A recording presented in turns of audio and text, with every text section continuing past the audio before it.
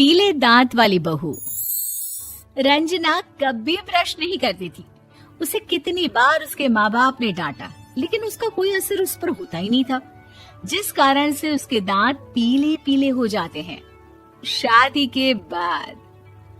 अरे बहू, वैसे तो तुझ में कोई कमी नहीं है, पर तेरे दांत इतने पीले कैसे हैं बेटा? कैसे मतलब?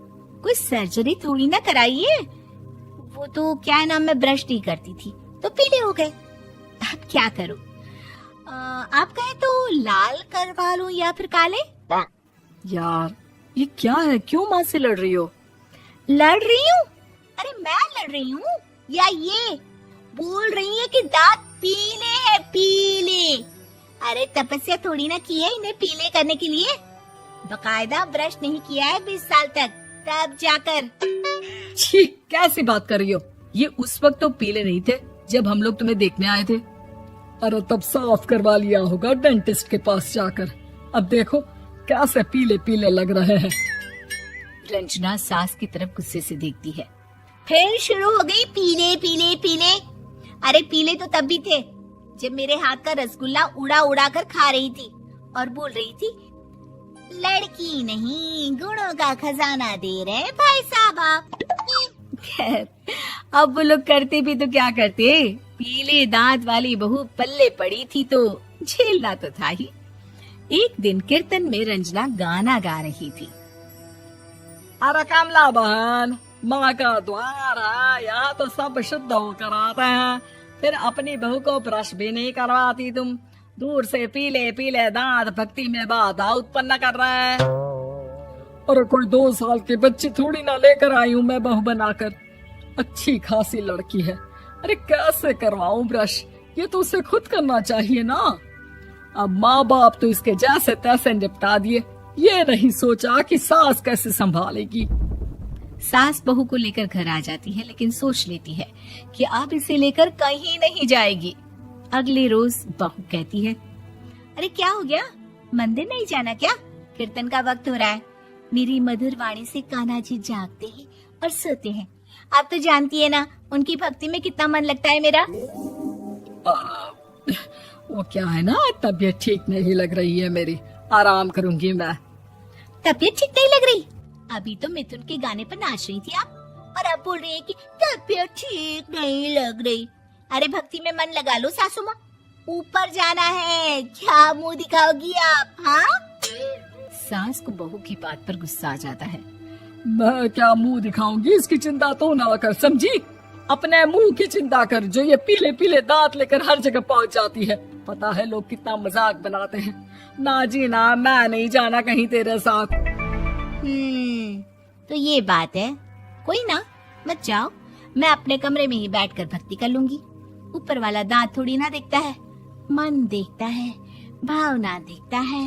और अरे बस बस, तू सब कुछ दिखा, बस ये सफेद चमकदार दांत ना दिखाना किसी को, है? जा यहाँ से। बहू को सास की बात का कोई फर्क नहीं पड़ता, वो तो जैसी थी वैसी ही रह जाती है।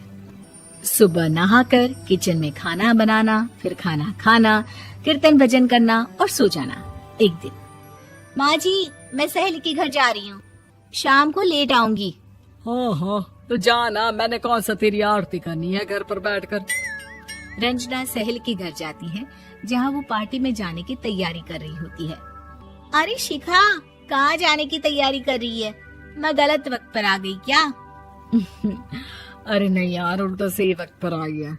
मैंने ये साड़ी और ज्वेलरी निकाली है यार, शाम को इनके ऑफिस की एक पार्टी में जाना है। बताना कैसा लग रहा है ये सब? नहीं यार, इस ड्रेस के साथ तो वो वाली ज्वेलरी अच्छी लगेगी। हाँ हाँ सही बोल रही है, मैंने ध्यान ही नहीं दिया। वैसे तो हमेशा से मस्त फैशन सेंस रखती है। तो बड़ा जाती होगी ना पति के साथ पार्टी में। रंजना कुछ नहीं बोलती, बस सोचती है कि यार काश ये बात सही हो जाती, पर मैं क्यों नहीं जाती पार्टी में? क्या इन लोगों की कोई पार्टी होती नहीं होगी? रंजना घर आती है और रात में पति से सवाल करती है, एक बात बताइए, आप मुझे किसी पार्टी में क्यों नहीं ले जाते?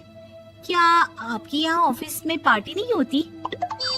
पति बेचारा क्या कहता कि दांत पीले हैं तुम्हारे इसलिए। अरे कोई पार्टी होती नहीं हम लोगों के ऑफिस में, तो कहाँ से लेकर जाऊं? और मार्केट, मॉल, कहीं वीकेंड घूमना, कहीं तो। अरे यार, सारे हफ्ते में एक छुट्टी मिलती है, तो सोचता हूँ कि आराम ही कर लूं। क्यों? रंजना मन मार के रह जाती है। पहले कभी सास के साथ मंदिर जाया करती थी, लेकिन वो भी सास ने ले जाना बंद कर दिया। घर बैठी बैठी रंजना बोर हो जाती है। तभी उसे आइडिया आता है और वो मायके जाने का सोचती है। सासू माँ, 2 दिनों के लिए मम्मी के घर जा रही हूँ। अच्छा ठीक है, आराम से जा।